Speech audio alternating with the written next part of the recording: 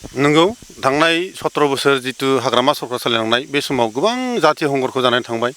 Number 1 2008, 2012 आरो 2014 बेयाव गोबांथार जोङो जाथि हंगरखौ खालामनायनि गेजेराव आबादारिफ्रा गोबांथार खहा जादों आं बेखौ सिदायैनो बुंगोन। दा बेयाव जोंहा ओरैबायदिबो जादों जे माने बिटिआर सरकार जितु दा बर्थमान फैबाय बेफोरखौ गासैखौबो नोजोर बोनानै जोङो हमनो हाबाय जे गोबां बन्द बनला आन्दलन बियो सोलिलांबाय बै सिगाङाव खिन्थु दायो आफादगिरि जोंहा अबिनाश दैमारि आदा बुंनाय बायदिनो दायो जोंनि गथ'फ्रा बन्द होनबा मा बेखौ बुजिनाय नंमारला होननाया बे रोखा जामारबाय।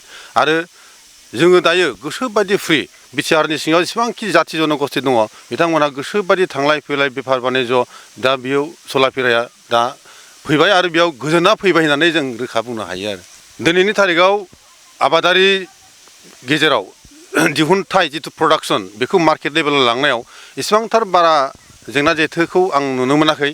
खिन्थु चेलेन्जआथ' एसे एनैया थाखागोन जेंना जेथोआ एसे एनैया थाखागोन। दा जोंनि मार्केटिं दा जोंनि गेजेराव इन्डास्ट्रियेलाइज जाजोबनो हायाखै बिनिफ्राय जोंनि प्रडाक्टखौ जोङो फाइनाल स्टेपआव खालामनो हायाखै। दा बेखौ जोंहा बिटिआर प्रधान प्रमद बर' सारा लासै लासैनो बेखौ लाबोगोन जोंहा आसा दं। आरो आंनिफ्रायबो रिकुवेस्ट खालामनाय जाहाथे जोंनि बिटिआरनि ओनसोलाव पटेनसियेलिटिस जेरै नाम्बार 1आव दङ जोंहा अमा, नाम्बार 2आव दङ जुखाम, नाम्बार 3आव दङ बेबायदिनो जोगोनार लाव बहुद मोजां मोजां जोंनियाव दङ। आंनि मिथिनायावथ' बेबायदि जायाखै आरो आं जानायखौ नुवाखै।